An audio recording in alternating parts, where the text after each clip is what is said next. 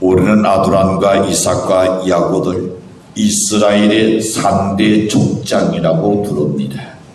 이들 중에 이삭은 위대한 아버지 아브라함의 든든한 아들로 묘사되었고, 또한 위대한 아들 야곱의 든든한 아버지 이삭이 위대한 아들 야곱에게 축도하는 장면으로 나타나고 있습니다. 야곱은 쌍둥이 형제 중에 두 번째로 태어난 아들입니다. 야곱은 에서의 동생이었기 때문에 그는 자연적으로 장자권을 받을 수 없는 그런 상황에 놓였습니다. 그래서 그는 배고픈 형을 잘 꼬여서 그리고 팥죽 한 그릇으로 장자권을 산 것, 장자권과 팥죽과 바꿨습니다. 또한 야곱은 어머니 리브가와 공로해가지고 아버지 이삭을 속이고 형 에서에 받아야 할 이 족장의 축복을 가로채버린 사이였습니다. 에서는 뒤늦게 이 사실을 알게 되었고 동생 야곱에게 복수하고자 마음을 단단히 먹습니다. 그래서 창세기 27장 36절에서는 이렇게 말합니다. 그가 전에는 나의 장자의 명분을 떼었고 이제는 내 복을 빼앗았나이다. 38절에 가서 보면 그는 또 아버지 이삭에게 자기에게도 축복해달라고 애물 복걸하다가 소리 높여 울었더라고 말합니다. 에서는 결국 그 동생 야곱을 미워하게 되죠. 그리고 27장 41절에서 보시는 내가 네오 아우 야곱을 죽이리라. 끝내야 그 에서는 동생을 미워한 나머지 그를 죽여버리겠다고 작정합니다. 이 사실을 안 어머니 리브가는 작은 아들 야곱을 불러서 이렇게 타이릅니다. 27장 42절과 45절을 보낸 내 형 에스가 너를 죽여 그 한을 풀려하니 내 아들아 내 나를 쫓아 일어나 하란으로 가서 내 오라버니 라반에게 피하여 내 형의 분노가 둘리기까지 몇 날 동안 그와 함께 거하라. 어찌 하루에 너희 둘을 잃으랴. 야곱은 정든 분노 형제를 떠나지 아니하면 안 되었던 배경은 바로 이러합니다. 그의 아버지 이삭과 형 에서를 속였던 죄 때문에 정든 질의 부모님과 함께 살 수가 없었던 겁니다. 범죄한 것은 즉 범죄한 자들은 쫓겨난다는 교훈입니다. 죄를 지어낸 결국은 그 지역에서 쫓겨날 수밖에 없는 겁니다. 아담과 하와가 에덴에서 쫓겨난 것도 죄 때문에 쫓겨났습니다. 아간이 범죄한 후에 이스라엘 회중 가운데서 추방된 것도 죄 때문이었습니다. 가룟 유다가 예수를 달아놓음으로 말미암아 사도의 명단에서 죄된 것도 죄 때문이었습니다. 요나도 본분을 망각함으로 인하여 바닷속으로 던진을 받았던 것도 죄 때문이었습니다. 아나니아와 삽비라도 성령을 속였기 때문에 성령의 충만한 초대교회의 축복에 동참하지 못하고 죽음이라는 벌을 받아야 했던 것입니다. 사랑하는 성도 여러분, 모든 비극의 원인은 죄입니다. 죄 있는 곳에는 고통이 있습니다. 죄가 있는 곳에는 슬픔이 있습니다. 죄가 있는 곳에는 평화가 없고 죄 있는 곳에는 기쁨이 없습니다.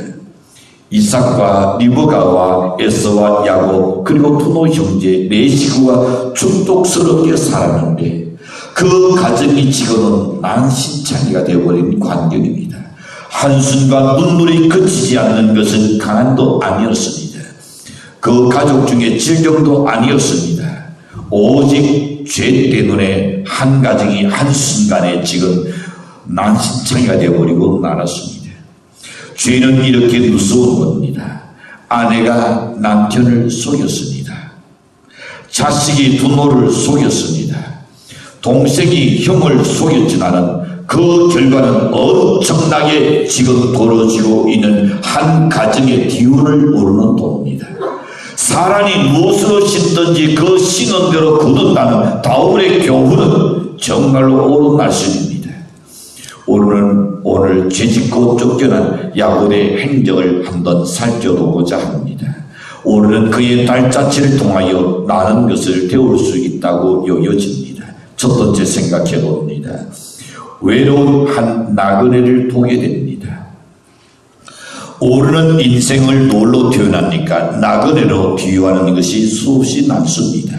아마 사실 우리 모두도 스스로 생각할 때에 나그네라고 자처할 겁니다. 여기 나그네가 안 계신 분이 있습니까? 이 땅 위에 영원히 존속하실 분이 있습니까? 여기 살던 그 집에서 영원히 존속하겠다고 아마 장담하는 사람은 아무도 없을 겁니다. 모두가 한결같이 나그네인 겁니다. 그러나 본문만큼 나그네인 것을 느끼게 하는 경우는 그렇게 흔치 않는 것 같습니다. 이삭과 그리고 그의 아내 리브가와 에서와 야곱은 한 집에서 행복하게 살았던 가족입니다. 그러던 어느 날 형 에서는 동생 야곱을 죽이겠다고 지금 겨루고 있습니다. 할 수 없이 야곱은 도망칠 수밖에 없는 상황입니다. 예사토 라반이 살고 있는 바단 아람으로 정처 없이 떠나야 했던 것입니다. 떠날 때에 어떤 인사를 했나요? 형 잘 있어? 그래 잘 가? 그런 말 했나요? 어머니 안녕히 계세요? 아버지 안녕히 계세요? 다시금 조금 더 돌아오겠어요? 아니면 환송 닿는 이별이었으니까? 아니었습니다. 쫓고 쫓기는 슬픈 이별이었습니다. 난난의 이별이 아니라 형제간의 이별입니다. 기약 있는 이별이 아니라 정처 없는 이별이 그 가정에 생겼습니다. 그래서 10절과 11절에서 보시는 야곱이 부엘세바에서 떠나 하란으로 향하여 가더니 한 곳에 이르렀으는 무엇됐다고요? 해가 진지라 거기서 유숙하려 하여라고 기록되었습니다. 자, 야곱은 죄짓고 쫓겨가고 있는 놈입니다. 너무나 가슴이 아픈 사연입니다. 그 곁에는 아무도 없었습니다. 낯선 길은 더욱 그를 외롭게 만들고 나갔습니다. 세상 어디에도 그를 낮을 줄 자는 아마 없는 것이 도망자입니다. 온종일 걷고 또 그렇기 때문에 노는 지칠 대로 지치고 피곤해 있었습니다. 정처 없는 나그네 길에 단이 찾아왔습니다. 정말로 달갑지 않는 일이죠. 목적지에 도착하기 전에 단이 왔다는 것은 썩을 든 일입니다. 낯선 곳입니다. 두려운 곳입니다. 외롭고 고독한 나그네가 담을 낮은 것입니다. 대초에 하나님께서 휴식과 수면을 위하여 담을 내셨습니다. 그러나 현대적인 의인이 있어서의 담은 어두움과 두려움과 공포의 상징이 되어버리고 말았습니다. 불신앙과 죄악으로 상징되는 단이 되었습니다. 사도 바울은 현 시대를 가리켜서 이렇게 말합니다. 너희가 이 시기를 알거니와 자다가 깰 때가 벌써 되었도다 그랬습니다. 이유는 뭘까요? 단이 깊고 낮이 가까웠기 때문이라고 말합니다. 의지할 데 없는 나그네가 인적 없는 광야에서 담을 난다는 것은 정말로 절망적인 상황을 맞이했던 것입니다. 여러분, 나그네 인생은 가끔 이 담을 낳게 되는 것입니다. 외로운 나그네가 인적이 없는 무서운 광야에서 담을 낳습니다. 전후 좌우를 아무리 돌아봐도 자기를 도울 자는 없었습니다. 사고무칠한 한 인생은 절망케 하는 것이 바로 단이 찾아왔다는 겁니다. 우리가 살다 보면 어떤 이는 사후에 실패하는 실패의 담을 맞이할 겁니다. 어떤 이는 다시 회복할 수 없는 중병으로 인하여 담을 맞이한 사람도 있을 겁니다. 나이에 상관없이 말입니다.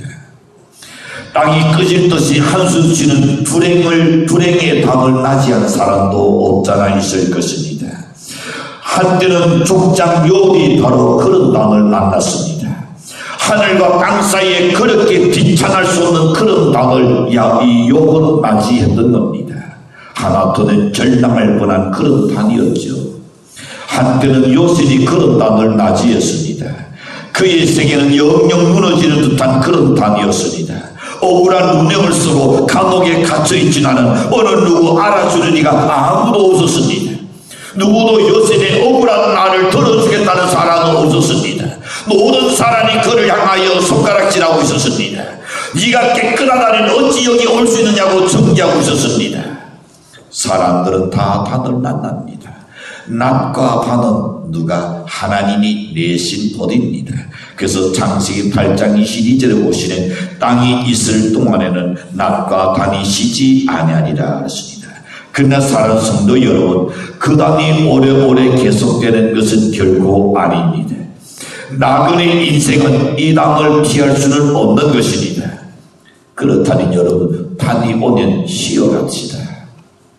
비가 오면 멈췄다 가면 되는 것입니다. 흔히 말합니다. 갑자기 쏟아지는 소나기는 어디에서 피할 수 있다고요? 소등 밑에서도 피할 수 있다 그랬습니다. 천안 밑에서도 피할 수 있다 그랬습니다. 나그네는 길손입니다. 외로운 길손입니다. 고달프고 순찬 길손입니다. 그러나 계속 우리는 걸어가야 하는 나그네입니다. 힘들고 어려워도 걸어가야 합니다. 오늘이 고달프도 내일을 향하여 또 세워 전진해야 할 줄로 믿습니다. 그렇다면 길손이요 나그네인 우리는 어떻게 걸어가야 할까요? 첫째는 씩씩하고 다르게 인생길을 걸어가야 합니다. 둘째는 우리는 쉬지 않고 걸어가야 합니다. 셋째는 우리는 올바른 인생길을 걸어가야 합니다. 단이 올수록 올바른 길을 걸어가야죠. 넷째는 우리는 인생을 기쁜 마음으로 걸어가야 합니다. 그리고 마지막으로 우리는 서로 도우면서 인생길을 가야 할 줄로 믿습니다. 이렇게 할 때에 외로운 나그네에 불과한 인생일지라도 축복스럽게 살 수가 있을 줄로 믿습니다. 두 번째 생각해 봅니다. 돌을 베개하고 잠자는 한 나그네를 보게 됩니다. 11절에서 보시는 그렇게 나라네요. 한 곳에 이르는 해가 진지라 거기서 유숙하려고 그곳에 한 무엇을 취하여 돌을 가져다가 베개로 삼고 거기 누워 자더니, 자, 이 잠은 하나님의 선물입니다. 제27장 10절, 제27절 2절을 보시는 여호와께서 그 사랑하시는 자에게는 잠을 주시는도다. 시인의 날이죠. 여러분, 하루 종일 사랑에 시달리고 고민에 찌들려 있고 또 내일은 어떻게 할까? 그런 고민 있는 사람에게 단이 되어서 깊은 잠을 잘 수 있다니 그만큼 좋은 축복이 어디 있습니까? 10편 5절과 4편 8절에 보시는 이렇게 말씀합니다. 하나님을 의지하는 자는 깊은 잠을 잘 수 있다 했습니다. 전도서 5장 12절에 보시는 열심히 일하는 자는 단잠을 잘 수 있다 했습니다. 왜? 일과에 피곤에 지쳐 있으니까 눈은 그냥 곤에 떨어지는 겁니다. 예레미야 31장 25절과 26절에 보시는 사명을 잘 감당하는 자는 단잠을 잘 수 있다고 말했습니다. 욥기 4장 13절과 다니엘서 2장 1절에 보면 그 반대로 걱정이 많으면 숙면을 할 수 없다. 혹 여러분 깊은 밤에 잠을 못 이루고 있습니까? 무슨 걱정을 많이 하십니까? 무슨 염려를 많이 하십니까? 어디 쫓겨서 지금 불안해하고 있냐 말입니다. 그러면 깊은 잠을 잘 수가 없다 했습니다. 욥기 7장 3절과 5절과 3장 17절을 보시니 고통이 심하면 잠을 못 잔다 그랬습니다. 그렇죠. 육체가 고통스럽고 아파도세요. 깊은 잠을 못 자요. 우리 요즘 많은 분들이 허리 아프다 그래요. 이리 누워도 잠깐 누웠다고 또 아파서 다시 또 반대쪽 누워야죠. 이리 뒤져 저리 뒤져 고통 때문에 깊은 잠을 못 잘 겁니다. 바로 성경에서 그렇게 기록해 놓았습니다. 본전 사람도 단잠을 자지 못한다 그랬습니다. 불안해가지고 불안해서 자기를 잡으러 오지 않아도 앞에 있는 경찰관 쳐다보는 가슴이 두근두근 안아뛸 겁니다. 나와 상관이 없다 할지라도 그분과 나와 지금 상관이 없다 할지라도 내가 죄를 짓고 나니 불안하죠. 신경이 날카로워도 잠을 못 잡니다. 그래서 많은 사람들이 복용하는 것이 뭡니까? 신경 안정제와 수면제를 찾고 있습니다. 그래서 요즘 수면제가 아주 불티나게 잘 팔린다 그래요. 그런데도 우리가 단잠을 자는 것은 여러분 감사할 일이 아닌 줄로 믿습니다. 감사해야 할 일입니다. 여러가지 어려움과 고통과 시달림 속에서도 자리에 누워낸 깊은 잠을 주무시십니까? 감사하시길 바랍니다. 모든 사람들이 바라는 것이 반대는 그저 골에 떨어져서 깊은 잠을 자기를 원할 겁니다. 외로운 나그네 야곱이 지금 단잠을 잘 수 있었다면 그는 큰 축복에 단일하지 아니할 수 없습니다. 그는 잠자는 동안만이라도 무엇을 잊어버립니까? 두려움을 다 잊어버릴 수 있습니다. 잠자는 동안만이라도 그는 잠시 피곤한 육체가 쉴 수 있는 시간입니다. 그는 잠자는 동안만이라도 세상의 우수사리에 그저 잊어버릴 수 있는 그 순간입니다. 그는 단잠에서 일어나는 그는 아마 새 힘을 얻어서 그리고 단단 알아 자기 예삼촌 집을 향하여 또 걷고 또 걸어갈 수 있기 때문에 그 깊은 잠은 축복입니다. 근데 사랑하는 성도 여러분, 야곱의 잠자는 모습을 우리는 유심히 보시기 바랍니다. 그 11절에 보시는 한 돌을 취하여 대게에서 누워 잤다 그랬습니다. 한 돌을 가져다가 그 돌은 부드러운 대게가 아닙니다. 의인이 있는 돌입니다. 성경에 보시는 사무엘상 7장 12절에 보시는 에베네셀의 돌을 보게 됩니다. 그 돌은 어떤 돌입니까? 여호와께서 여기까지 우리를 도우셨다는 증거의 돌이었습니다. 사무엘상 17장 50절에 보시는 다윗의 손에 무엇이 들려오셨습니까? 물맷돌이 들려오셨습니다. 이 돌은 여호와의 승리를 선포하는 돌이었습니다. 오늘은 본문에서 야곱의 돌대기를 유심히 보아야 합니다. 이 돌은 축복의 돌입니다. 뭘 상징하느냐? 예수 그리스도를 상징하고 의미하고 있습니다. 야곱은 그 돌을 대게를 삼았습니다. 사고 묻지난 그는 그 돌나는 결코 놓지 않고 붙들었습니다. 그리고 그 돌을 대기하고 그리고 잠을 자고 있습니다. 그는 한밤 동안에 한 번도 그 돌을 놓지 않았던 야곱입니다. 그는 그 돌을 붙들고 하룻밤을 지낸 것입니다. 사랑하는 성도 여러분, 여기에 신령한 의미가 담겨있다는 겁니다. 방랑자 야곱이 붙든 이 돌은 바로 예수 그리스도를 의미한다 했습니다. 그는 한밤을 예수 그리스도를 붙들고 잠을 잤다는 것을 말해주고 있습니다. 그는 외로울 때에 예수 그리스도를 붙들었습니다.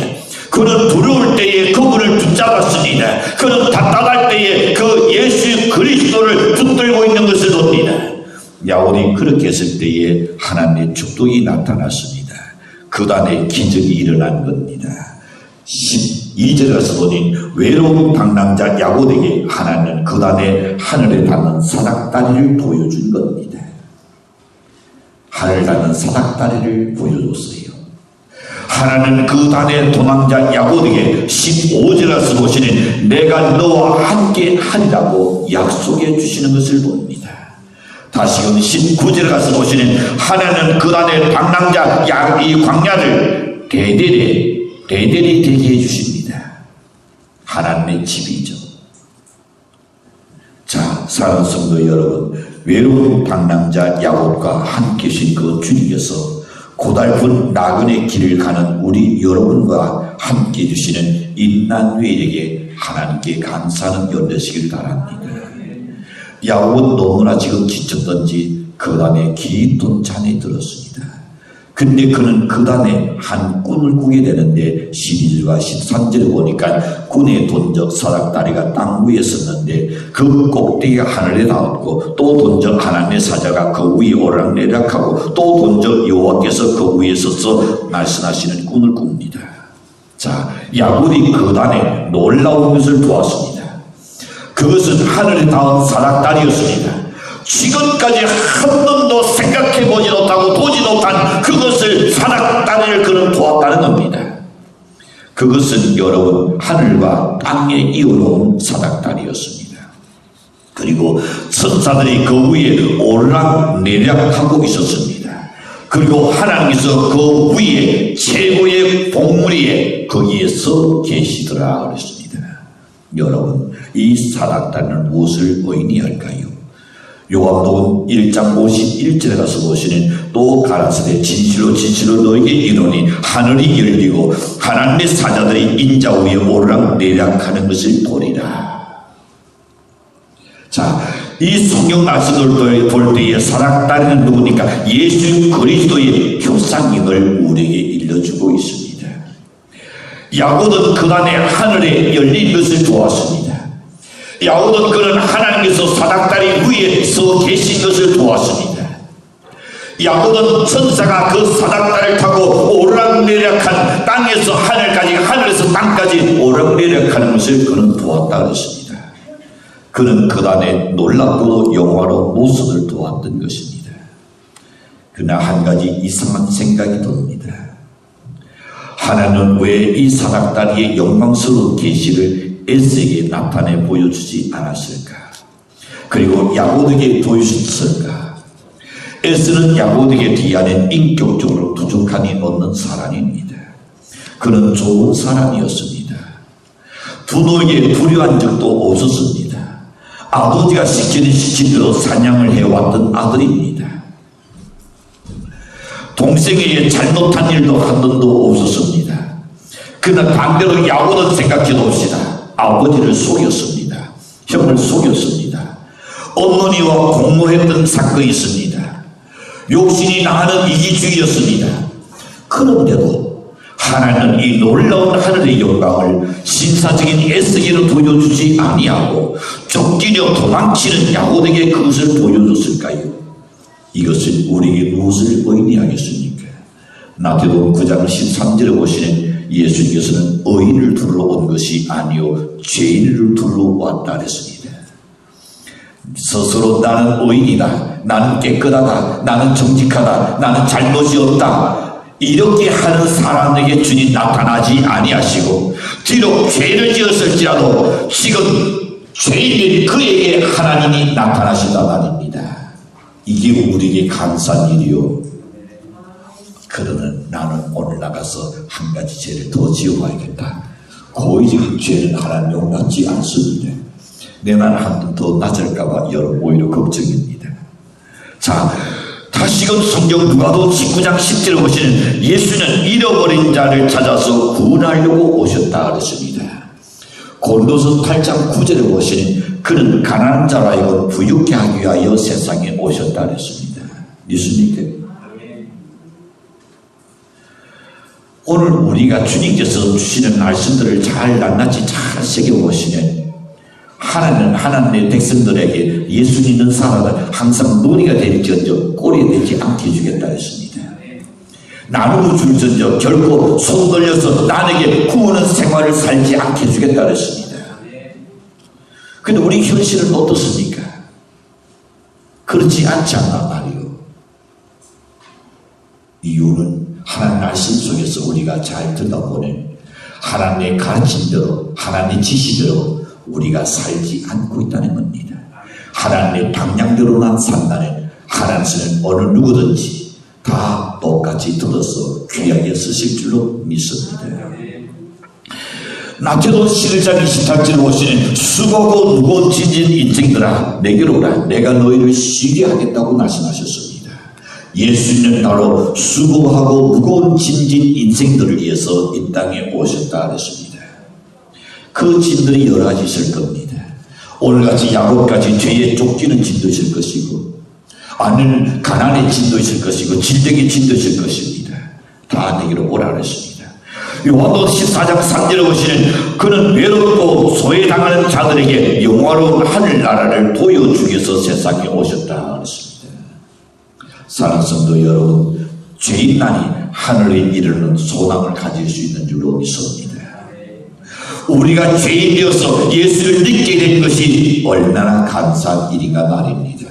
천국에 들어가는 길은 내가 길이요 진리요 생명이신 예수 그리스도의 사닥다리를 통해서 나니 갈 수 있는 줄로 믿으시길 바랍니다.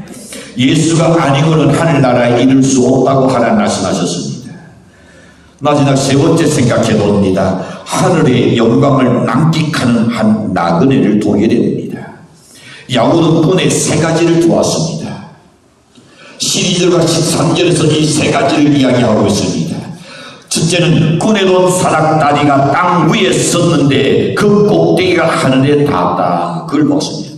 두 번째, 또 본적 하나님의 사자가 그 위에서 오락내락하고 있는 것을 보았습니다. 또 세 번째 본 것은 여호와께서 그 위에 서서 계시더라. 요약하는 뭘 이야기합니까? 그는 하늘이 활짝 열린 것을 보았다는 겁니다. 이 얼마나 놀라운 사실입니까? 이 엄청난 사실입니까? 하늘이 열렸다는 사실은 얼마나 좋은 일인지 모릅니다. 왜냐하면 성경은 몇 군데를 잠시 보면 하늘이 열린 사실을 말씀합니다. 나태동 3장 16절에 보시는 예수님께서 침례를 받으시고 물에서 올라오실 때에 하늘이 열렸습니다. 사도행전 7장 55절에 가서 보시는 스데반은 돌 무더기 속에서 순교 직전에 열린 하늘을 보았다 그랬습니다. 56절에 가서 보시는 보라 하늘이 열리고 인자가 하나님 우편에 서신 것을 내가 보노라. 예수님이 하나님 우편에 서 있는 것을 그는 눈이 열려서 보았습니다. 요한복음 1장 50절과 51절에 가서 보시는 예수님은 진실한 성도들은 열린 하늘을 볼 것이라고 분명히 약속했습니다. 성도 여러분, 하늘이 열려 있다는 사실에 감사하시길 바랍니다. 하늘 문이 닫혀 있지 않는 것에 또한 감사하시길 바랍니다. 구원의 길은 아직도 열려 있다는 것을 감사해야 합니다. 아직도 구원의 길은 열려 있으니 기회는 있는 것이니, 그러나 언젠가 문이 닫혀버리네. 그때는 돌아 다시금 기회가 있을 수 없는 것이죠. 우리는 믿음으로만은 열려있는 천국의 영광을 볼 수 있습니다. 저 천국은 죄로 얼룩진 이 땅 위에 있지 않습니다. 이 땅은 파라다이스가 있을 수 없습니다. 어딜 가도 다 인간의 삶 속에는 죄악이 덕실되고 있습니다. 그런저 이 세상을 우리는 바라보지 마시고 저 하늘의 소망을 가지고 사시길 바랍니다. 오늘날 많은 사람들이 저 하늘의 영광을 모르고 사는 것은 세상만을 바라보고 살기 때문인 것입니다. 저 열린 천국을 외면하고 살기 때문이거든요. 그것 때문에 넘나주의 인생은 천국의 영광과 기쁨을 결코 누릴 수 없습니다. 넘나주의 인생을 하늘나라의 평안과 위로도 놔둘 수 없는 것입니다. 이것은 실화입니다. 미국의 어느 소년이 길을 가다가 $5짜리를 그 지폐 한 장을 주었습니다. 그 어려운 시기에 $5짜리를 주었으니 얼마나 기쁘겠습니까? 1센트만 주서도 기쁜데 $5를 주었으니 아이의 눈이 크게 떠졌습니다. 그 후로부터 그는 집을 나설 때마다 오늘도 행여나 하는 생각에서 땅만 쳐다보며 다니는 그런 습관이 들어버렸습니다. 그는 한평생 동안 길에서 주워 모은 것을 뭐냐? 단추가 29,519개였고 여성들의 노림진이 54,172개였고 그리고 수천 개의 센트짜리 작은 동전을 있었고 그 위에 수많은 자질구레한 것들이 자기 집에 그냥 쌓여 있었습니다. 그런데 이런 것들을 주느라고 저 밝고 푸른 하늘, 저 높던 그 아름다운 산들 한 번도 그는 쳐다보지 못했던 사람입니다. 그리고 단듯한 직장을 구할 생각도 못했고 구하지 못한 사람이었습니다. 공중이라는 새와 길가에 곧게 핀 꽃들도 볼 기회를 다 잊어버리고 살았습니다. 결국 그는 그의 인생을 땅만 쳐다보고 산 사람이 되고 말았습니다. 얼마나 가련합니까? 그는 넘나주의 인생으로 한평생을 나치게 된 셈이죠. 생각하고는 그런 사람이야말로 얼마나 가련하고 얼마나 처근한 인생입니까? 여러분 중에 혹 이런 사람은 없습니까? 세상의 관심과 세상에 온전히 몰두해가지고 세상 것을 좀 더 취해보려고 거기에 도취되지는 않는가 말입니다. 또 다른 한 이야기를 들어보고 있습니다. 미국인 관광객이 폴란드의 유명한 라틴 홀펜치인을 찾아갔습니다. 근데 그 유명한 분은 생각할 때는 야 엄청난 명성 있는 분이니까 거대한 저택에서 살 거라고 생각하고 찾아갔는데 가보니 단칸 땅에 살고 있었습니다. 그 단칸 땅에 들어가 보니 간신히 누울 자리를 제하고 나머지는 책으로 가득했었습니다. 가구라고는 아무것도 없었습니다. 그리고 손님이 오면 앉을 수 있는 긴 의자 하나만 놓여있을 뿐이었습니다. 이 미국인은 너무나 궁금했습니다. 그렇게 유명하신 분인데. 그래서 물었습니다. 라틴인 살림살이나 가구는 다 어디 있습니까? 그랬더니 그 라틴어 내가 대답하기 전에 미국인 관광객에 나도 하나 물어보겠소. 당신의 가구는 지금 어디 있습니까? 라고 물었습니다. 관광객은 대답하기를 라틴인 그야 우리 집이 미국에 있지요. 거기 가면 우리 노시는 가구도 있고 노시는 장롱도 있고 노시는 쇼타도 있고 다 거기 있습니다. 그때 라틴은 말합니다. 나도 그렇소. 내 집은 저 하늘나라에 있고 나의 모든 가구도 그곳에 있답니다. 라고 대답하더라는 것입니다. 야고도 기록 정처는 지금 당나귀였으나 그날 딴 천국 영광을 낭틱할 수 있었습니다. 우리 모두도 이 하늘 소망을 동참할 수 있는 연되시길 바랍니다. 우리의 소망은 저 하늘나라입니다. 우리는 길손에 불과합니다. 우리는 나그네에 불과합니다. 외로울 수밖에 없는 것입니다. 그러나 그는 하늘에 닿는 사닥다리를 도왔습니다. 그리고 활짝 열린 하늘의 영광을 도왔던 것입니다.